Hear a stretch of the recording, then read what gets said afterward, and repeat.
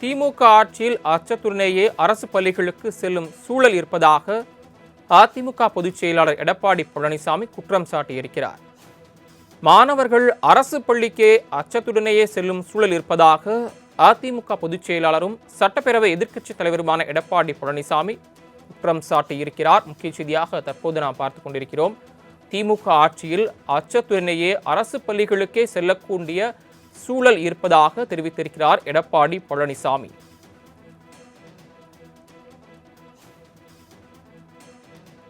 திமுக ஆட்சியில் அச்சத்தோடே அரசு பள்ளிகளுக்கு மாணவர்கள் செல்லக்கூடிய சூழல் இருப்பதாக தெரிவித்திருக்கிறார் எடப்பாடி பழனிசாமி.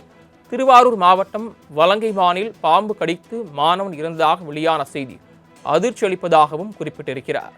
கூடுதல் விவரங்களை செய்தியாளர் ராஜேஷ் வழங்க கேட்கலாம். ராஜேஷ், அதிமுக பொதுச் செயலாளர் எடப்பாடி பழனிசாமி இந்த விவகாரம் தொடர்பாக என்ன தெரிவித்திருக்கிறார்? விவரங்கள்.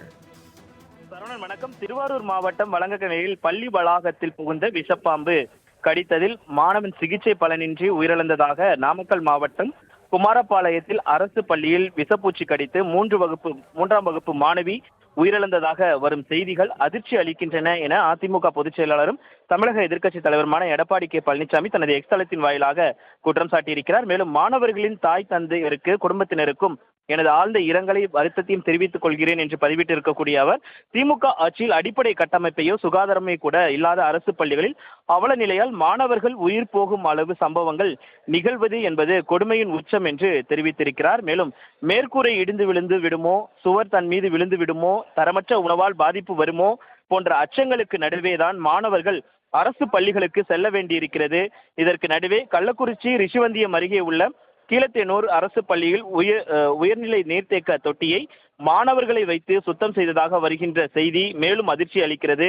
இதற்கு கூட ஆட்கள் நியமிக்க வக்கற்ற நிலையில்தான் பள்ளி கல்வித்துறை இருக்கிறதா என்று அவர் கேள்வி எழுப்பியிருக்கிறார். மேலும் அரசு பள்ளிக்கு மாணவர்கள் படிக்க வந்தார்களா அல்லது உங்களுக்கு வேலை செய்ய வந்தார்களா என்ற கேள்வி எழுப்பியிருக்கும் இபிஎஸ், மாணவர்களின் பாதுகாப்பை காம்ப்ரமைஸ் செய்து இப்படிப்பட்ட ஆபத்தான பயணிகளில் ஈடுபடுத்துவது குற்றம் என்பதை இந்த திமுக அரசு உணருமா என்ற கேள்வியை அவர் எழுப்பியிருக்கிறார்.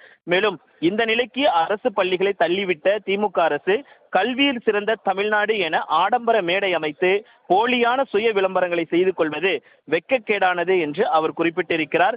பள்ளிகளின் பராமரிப்பையும் சுகாதாரத்தையும் உறுதி செய்ய வேண்டிய தனது தலையாய பணியை தூக்கி எறிந்துவிட்டு ரீல்ஸ் எடுப்பது, கார் ஓட்டுவது, வாக்கிங் போவது என போட்டோஷூட் எடுப்பது மட்டுமே இருக்கும் ஒருவர் குரூப் 2 போன்ற அதிமுக்கிய தேர்வுகளை கூட முறையாக நடத்த தெரியாதவர் தமிழ்நாட்டுக்கு முதலமைச்சராக வாய்த்திருப்பது சாபக்கேடு என்று குறிப்பிட்டிருக்கிறார். மேலும் விஷப்பூச்சி பாம்பு கடியால் உயிரிழந்த பள்ளி மாணவர்களின் குடும்பத்தினருக்கு உரிய நிவாரணம் உடனடியாக வழங்கிட வேண்டும் என்று அவர் வலியுறுத்தியிருக்கிறார்.